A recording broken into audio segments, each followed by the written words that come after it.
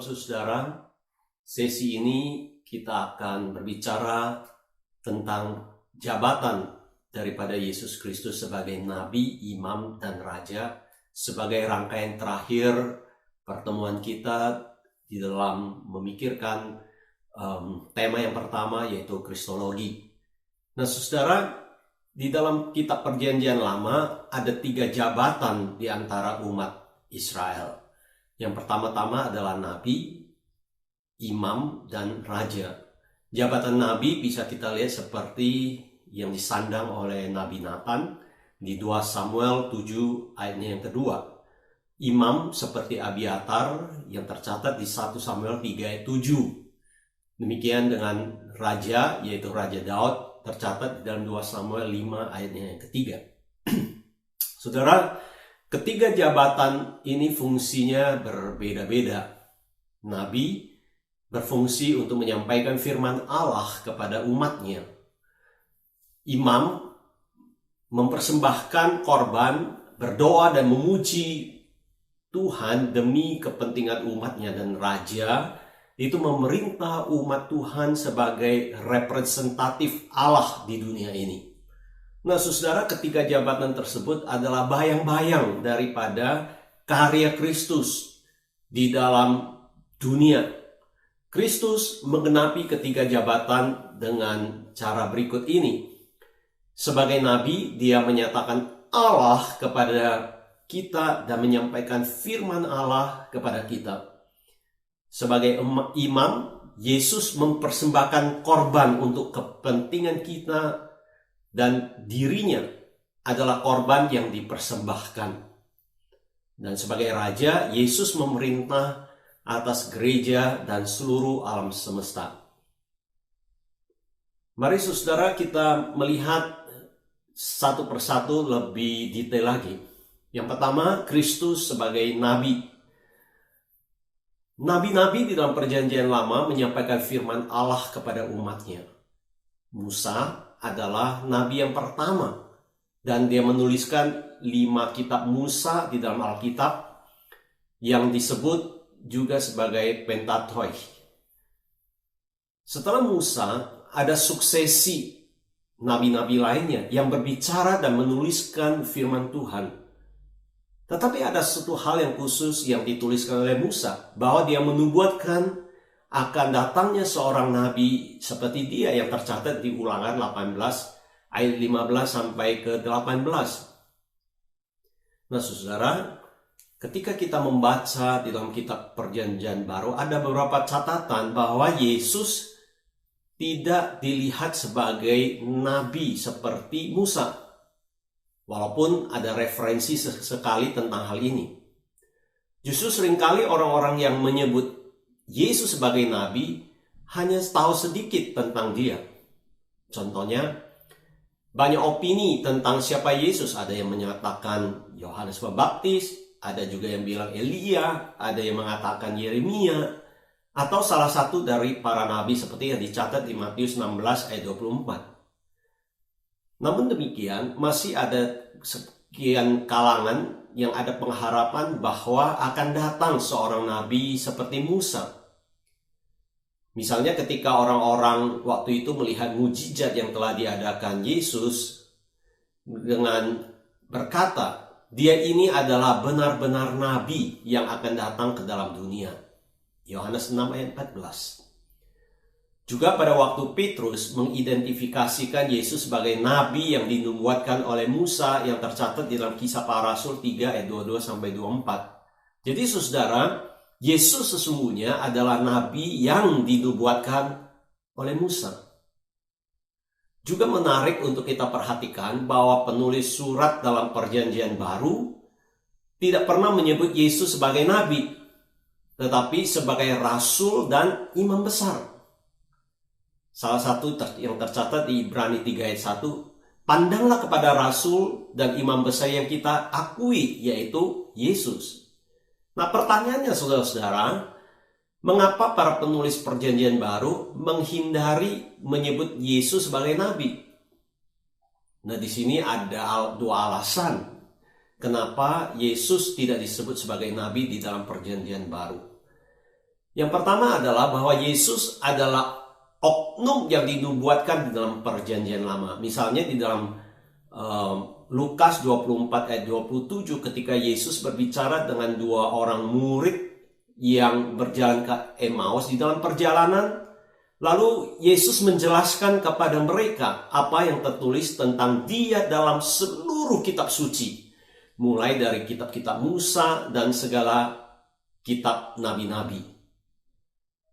Nah saudara, Yesus mengatakan para murid hatinya begitu lambat untuk percaya pada apa yang telah dikatakan oleh para nabi, yaitu bahwa Yesus harus menderita dan dimuliakan kemudian hari. Jadi para nabi perjanjian lama melihat jauh ke depan kepada Kristus saat mereka menulis. Dan di dalam perjanjian baru, para rasul seolah-olah melihat ke belakang kepada Kristus dan menafsirkannya untuk kepentingan gereja di masa yang akan datang. Alasan yang kedua, Yesus tidak disebut sebagai nabi di dalam perjanjian baru. Karena Yesus bukan hanya seorang pemberita atau pembawa berita wahyu Allah seperti para nabi yang ada. Tetapi bahwa Yesus sendiri adalah sumber dari wahyu Allah itu. Para nabi kalau di dalam kita melihat catatan-catatan perjanjian lama ketika mereka berbicara, mereka akan mengatakan demikianlah firman Allah. Tetapi kalau kita membaca ketika Yesus berkata-kata di dalam perjanjian baru, di situ kita akan melihat Dia akan berkata, tetapi aku berkata kepadamu. Nah saudara, di dalam arti yang luas, nabi adalah orang yang mewahyukan Allah atau menyatakan Allah kepada kita dan memberitakan kepada kita firman Allah. Yesus tentu adalah seorang nabi yang benar dan sepenuhnya adalah nabi. Faktanya adalah bahwa Yesus merupakan oknum yang digambarkan oleh para nabi perjanjian lama di dalam perkataan dan perbuatan mereka. Yang kedua, saudara, Kristus sebagai imam. Di dalam perjanjian lama, para imam ditunjuk oleh Allah sendiri untuk mempersembahkan korban. Mereka juga mempersembahkan doa dan pujian demi kepentingan umat Allah.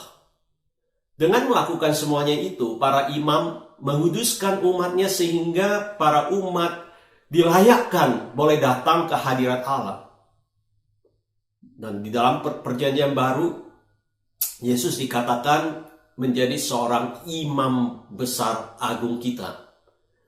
Di dalam kitab Ibrani, fungsi Yesus dijelaskan dengan dua pengertian. Yang pertama, Yesus mempersembahkan korban yang sempurna untuk dosa.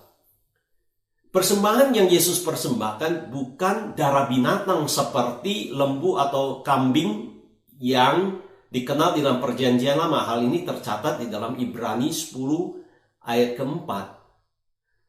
Sebab tidak mungkin darah lembu jantan atau darah domba jantan menghapuskan dosa.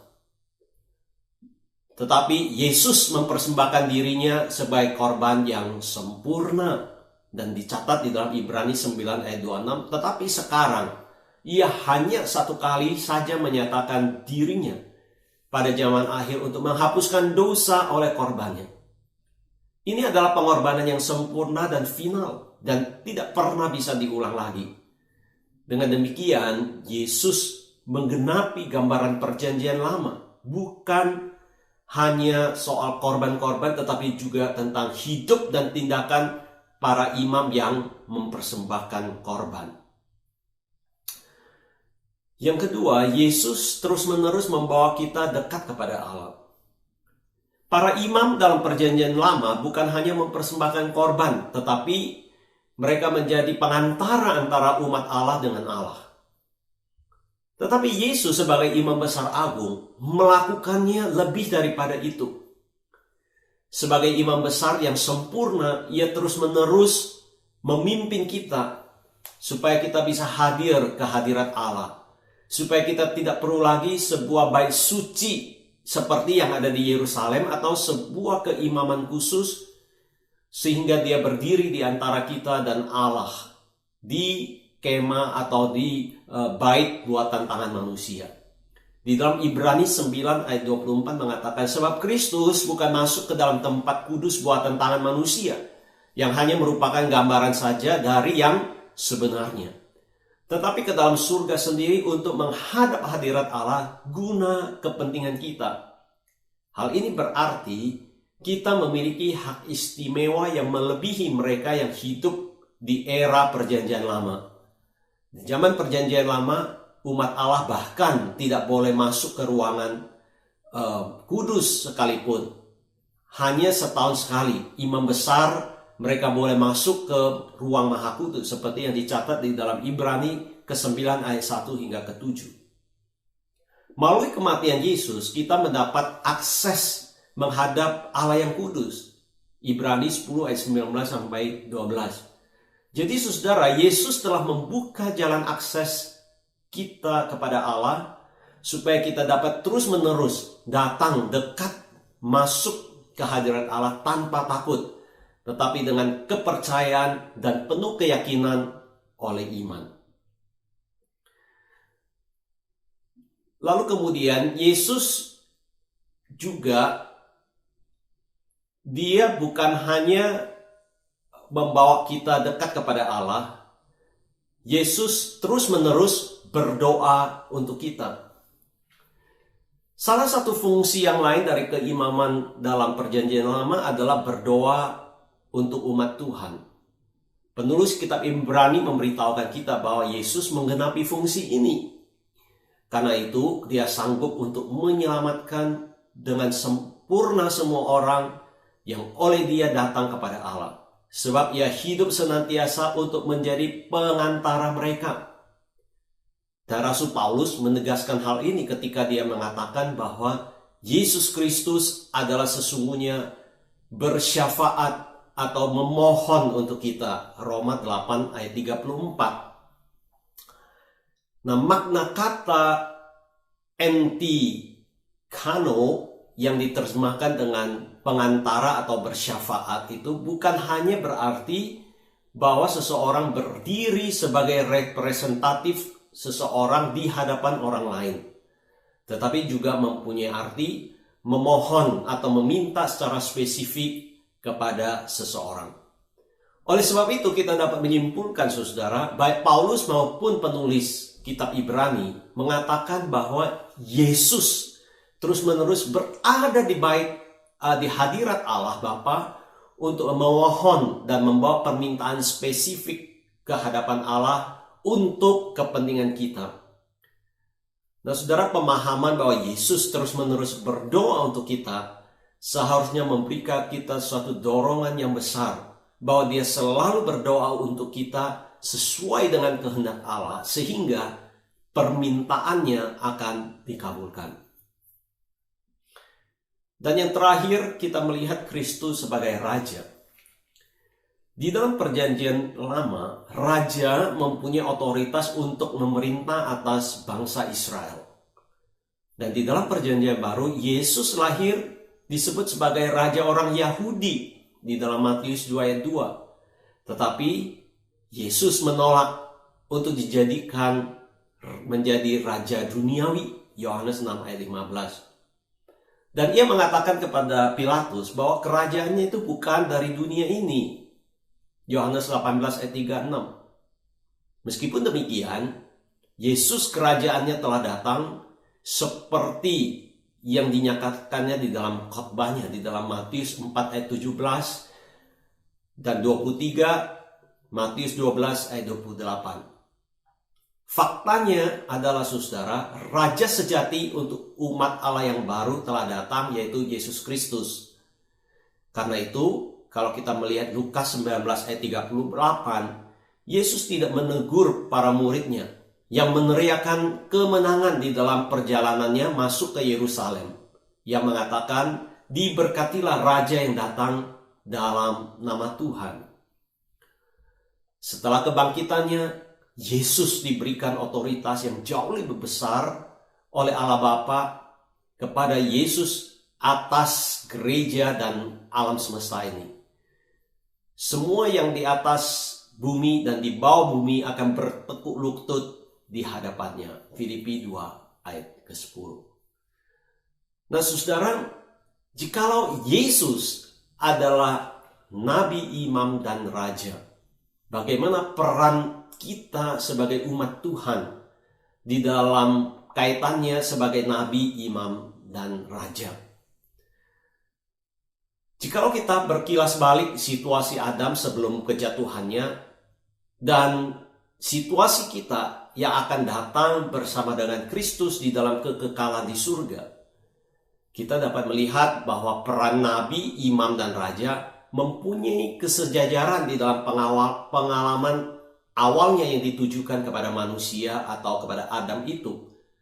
Lalu kemudian akan digenapi di dalam kehidupan kita di surga.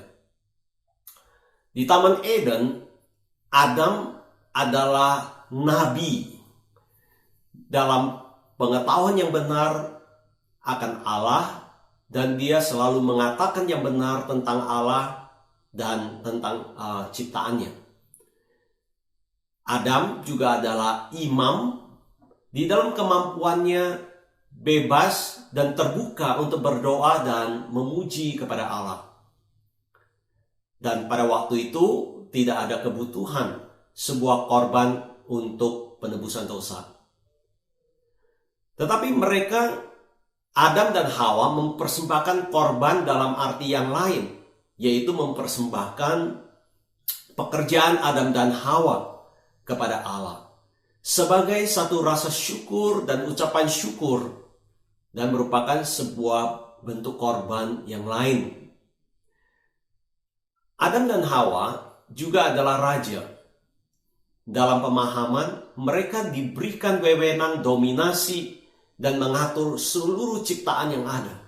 Hal ini kita lihat di dalam Kejadian 1 ayat 26 dan 28. Namun setelah dosa masuk ke dalam dunia, manusia tidak lagi dapat berfungsi sebagai nabi karena mereka tunduk kepada informasi yang salah tentang Allah dan mengatakan hal yang salah tentang dia kepada yang lainnya. Mereka juga bukan lagi imam karena dosa telah menghalangi mereka datang ke hadirat Allah. Alih-alih mengatur sebagai raja, mereka justru tunduk kepada kekerasan atas ciptaan, dihancurkan oleh banjir, kekeringan, dan tanah yang tidak produktif, dan juga kezaliman penguasaan manusia. Kemuliaan manusia seperti Allah menciptakannya menjadi nabi, imam, dan raja telah hilang oleh karena dosa. Di zaman kerajaan Israel, ada sedikit pemulihan daripada ketiga jabatan tersebut.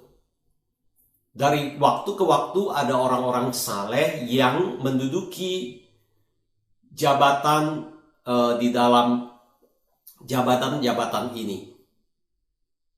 Tetapi di antaranya ada juga nabi palsu, imam-imam yang tidak jujur, dan adanya raja yang lalim. Kemurnian dan kekudusan yang ditujukan kepada manusia untuk memenuhi jabatan-jabatan tersebut tidak pernah direalisasikan sepenuhnya pada zaman kerajaan Israel. Nah, ketika Yesus datang untuk pertama kali menggenapkan ketiga peranan tersebut, maka dia yang adalah nabi yang sempurna, secara penuh firman Allah disampaikan kepada kita. Dia juga adalah imam yang sempurna, yang mempersembahkan korban tertinggi untuk dosa, untuk penebusan dosa, dan membawa umatnya bisa dekat lagi kepada Allah. Yesus juga adalah raja yang benar dan sah atas alam semesta ini, yang akan memerintah selama-lamanya dengan tongkat kerajaan yang benar, bahkan atas langit dan bumi yang baru. Tapi ada satu hal yang tidak terbayangkan oleh kita sebagai manusia. Sesuatu yang luar biasa bahwa kita sebagai orang Kristen, sekarang kita telah mulai dan meneladani Kristus di dalam setiap peranan tersebut. Kita mempunyai peran kenabian dengan memproklamirkan Injil kepada dunia ini. Dan dengan demikian kita membawa kabar keselamatan Allah kepada dunia. Faktanya ketika kita berkata benar tentang Allah, baik kepada orang percaya maupun orang yang tidak percaya, kita telah memenuhi fungsi kenabian itu. Kita juga adalah imamat rajani seperti yang dicatat oleh Petrus di 1 Petrus 2 ayat 9. Saudara dan saya diundang untuk terlibat di dalam pembangunan rumah rohani dan menjadi imamat yang kudus. Juga mempersembahkan korban yang rohani yang dapat diterima oleh Allah melalui Yesus Kristus. 1 Petrus 2 ayat 5. Kita juga dapat masuk ke ruang yang maha kudus. Ibrani 10 ayat 19 dan 22. Dan kita dapat mempersembahkan pujian kepada Tuhan. Ibrani 13 ayat 15. Dan bahkan Paulus mengatakan kita dapat mempersembahkan tubuh kita sebagai persembahan yang hidup, yang kudus, dan yang berkenan kepada Allah. Roma 12 ayat 1.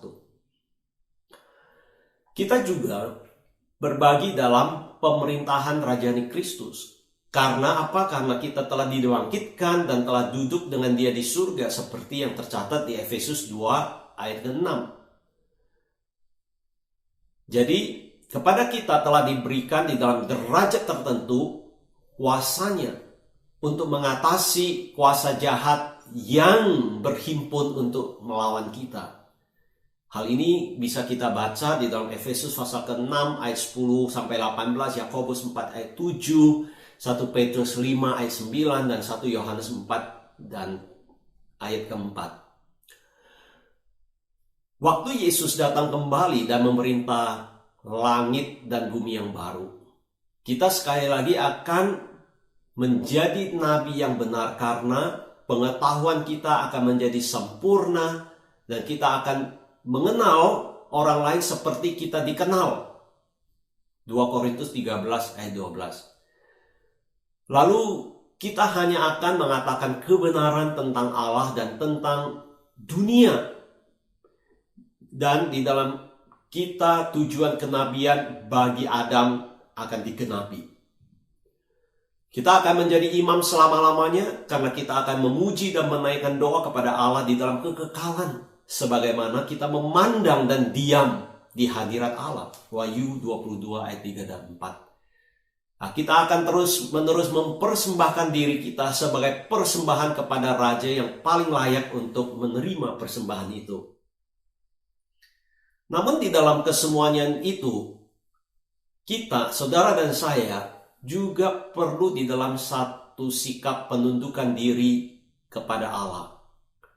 Berbagi di dalam pengaturan alam semesta ini, karena bersama Dia kita akan memerintah selama-lamanya seperti yang dicatat di dalam Wahyu 22 ayat 5. Yesus berkata, barang siapa menang, Ia akan kududukkan bersama-sama dengan aku di atas tahtaku.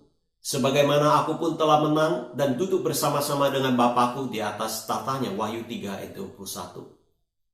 Paulus memberitahukan kepada jemaat Korintus, tidak tahukah kamu bahwa orang-orang yang kudus akan menghakimi dunia? Tidak tahukah kamu bahwa kita akan menghakimi malaikat? 1 Korintus 6 ayat kedua dan ketiga. Karena itu, di dalam kekekalan, kita akan selamanya berfungsi sebagai nabi, imam, dan raja di bawah kekuasaan Allah. Kita selalu tunduk kepada Yesus yang adalah nabi, imam, dan raja yang tertinggi.